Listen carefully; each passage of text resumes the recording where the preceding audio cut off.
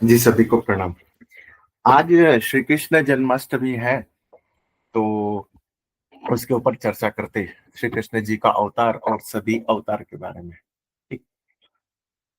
तो भैया जी ने आज एक स्टेटस रखा था श्री कृष्ण जन्माष्टमी के अवसर पे। जिस पढ़ता हूँ फिर उसके बाद उस पर चर्चा करेंगे। श्री कृष्ण भगवान कौन थे?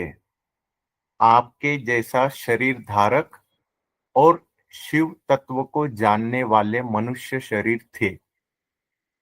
जिस शरीर शिव तत्व के साथ जिसका बोल सकते थे जिसका शरीर शिव तत्व के साथ एक होता है वही अवतार कहलाता है।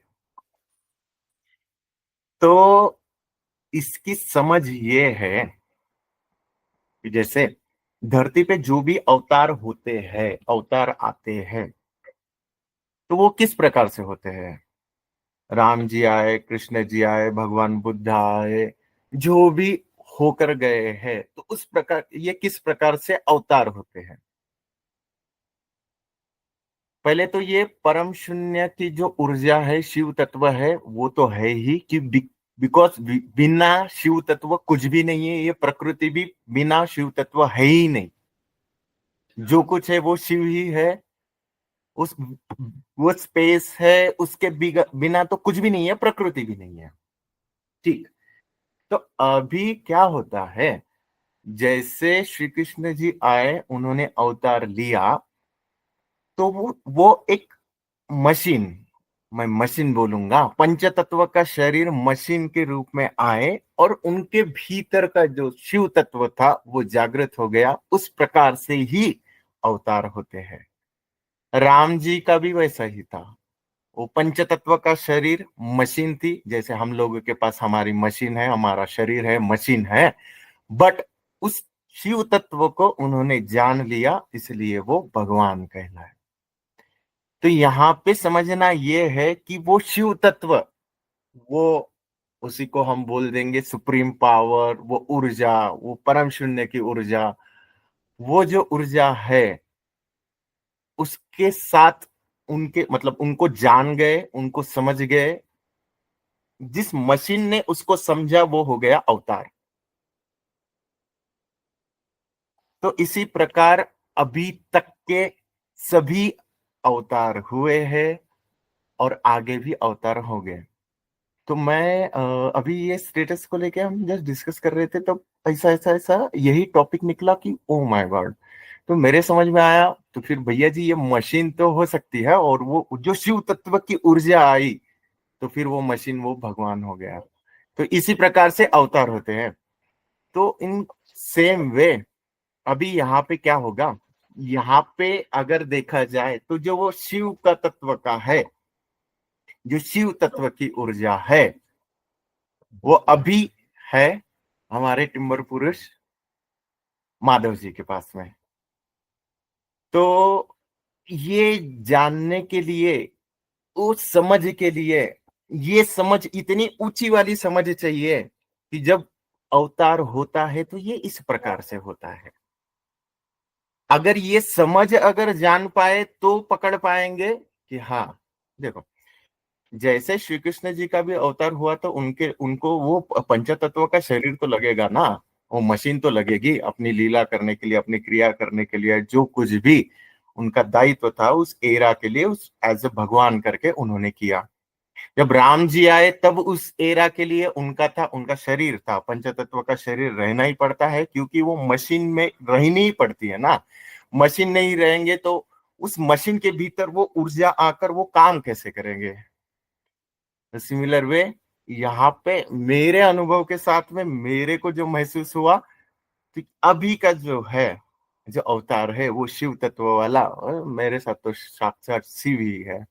अभी पता नहीं वो अभी बोलूं, ये थोड़ी देर पहले ही हमारी बात चल रही थी, तो एक सम्राट का टॉपिक निकला। तो हाँ, कि हमारा मतलब हमारे आध्यात्मिक जर्नी में मुझे पहले जब सम्राट का अनुभव उन्होंने कराया, वो एक स्टेट था, वो एक स्टेट ऑफ माइंड क्रिएट करते हैं कि ऐसा वायुमंडल तैयार कर किया जाता है कि हाँ, हमको लगता है कि हाँ, अरे मैं तो सम्राट बन गया, मुझे कुछ नहीं चाहिए, निर्लिप्त हो गया।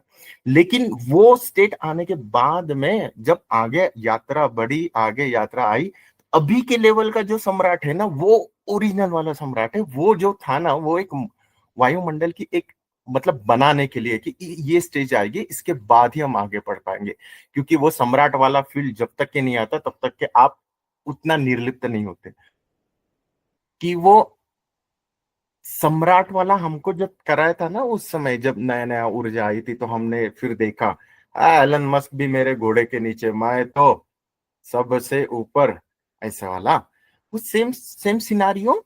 फिर उस टाइम वो चीजें जरूरी थी, वो एक स्टेज था। फिर वहां से ऊपर उठ के जब हम यहाँ पर आए, तो यहाँ पर अभी जो जाना ना, वो ओरिजिनल वाला सम्राट, वो एकदम निर्लिप्त वाली अवस्था। तो वो निर्लिप्त अवस्था,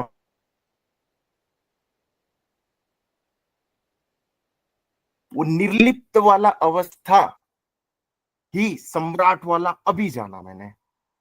तो हमारा एक चर्चा चल रहा था सम्राट वाला।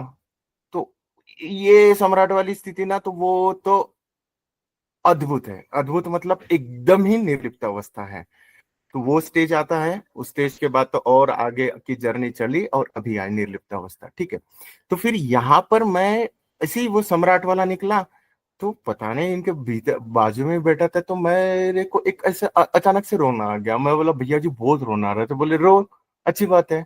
फिर क्या शब्द उमड़ रहे थे ना, सम्राट तुझको बना दिया, मैं खोजता था शिव को, तूने खुद ही तूने मुझे ही शिव बना दिया, सम्राट मुझको बना दिया। तो था ना मेरा भी अनुभव ये, कि मैं मतलब शिव के तड़पता था, और भैया जी ने शिव जी बना दिया। फिर मैं वो इसमें चला गया कि पता नहीं वो ऐसा अद्भुत ही लगने लगा। और ये फील हुआ कि भैया वो जो ऊर्जा मतलब आएंगे ना, अवतार आएंगे ना, तो ये ऐसे शरीर में ही आते हैं। तो उन्होंने जो सेंटेंस लिखा था ना, एकदम गहराई से टच किया, एकदम भाव से लगा कि हाँ, अगर आए तो ये ऐसे ही आएंगे। और ऐसे ही सृष्टि का नियम है, अवतार ऐसे ही होता है।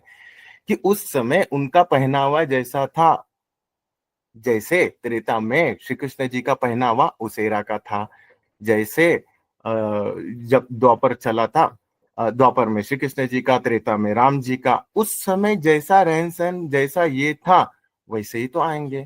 तो अभी मैं अगर कलयुग में हूँ, ये स्टेज में हूँ, ये मॉडर्न इसमें हूँ, तो ये जो मशीन रहेगी, तो उसी उसी जैसा, उसी वायुमंडल जैसा, उसी प्रकृति जैसा तो ही रहेगा।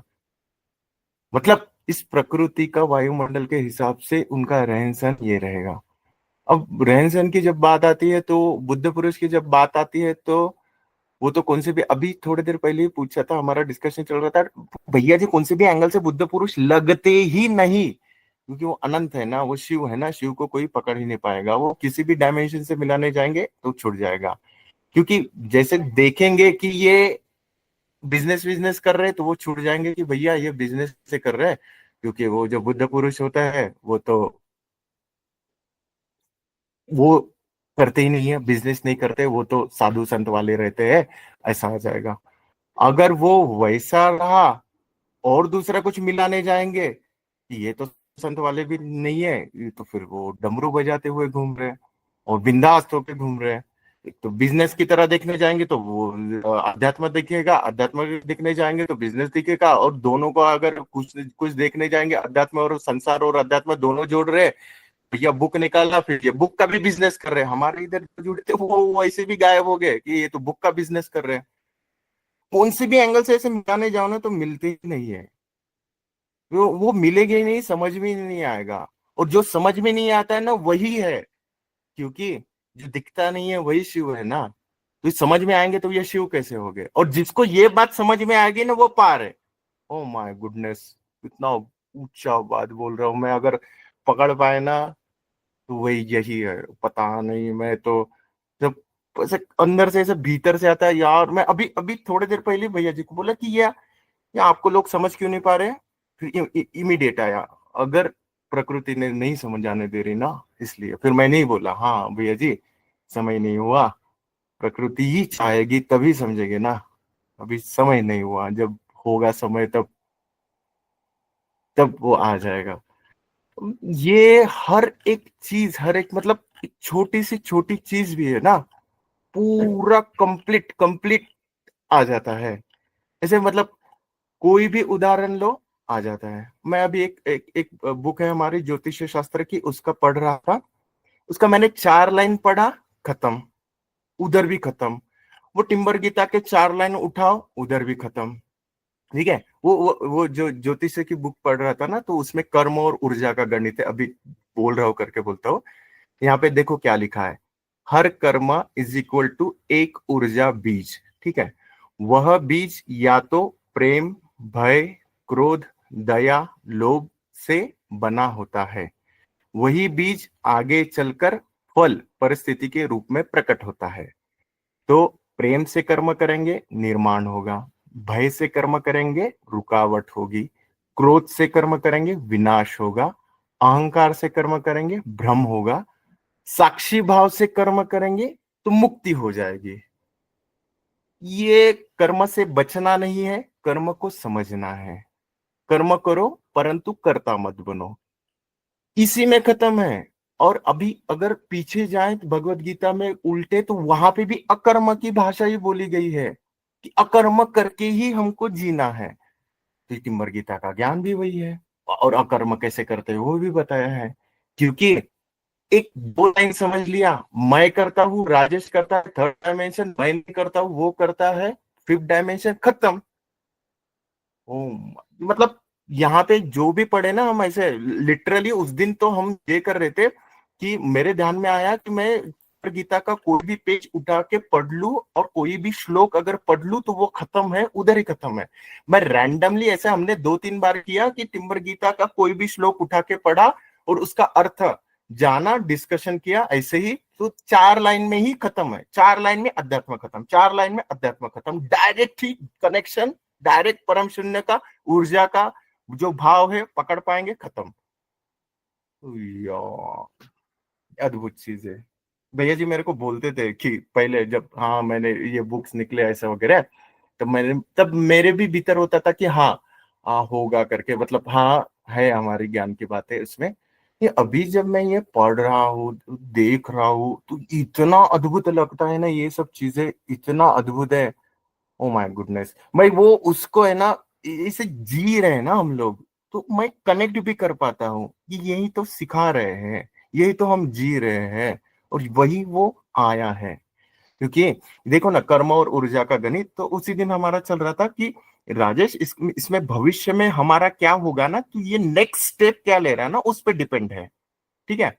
तो नेक्स्ट स्टेप मैं किस भाव से ले रहा हूं, मैं प्रेम से कर्म कर रहा हूँ, क्रोध से कर रहा हूँ, अहंकार से कर रहा हूँ, या साक्षी भाव से। तो हमको तो सिखाया गया है कि साक्षी से करो। साक्षी से कर्म करने का परिणाम है मुक्ति। मुक्ति मतलब हो गया।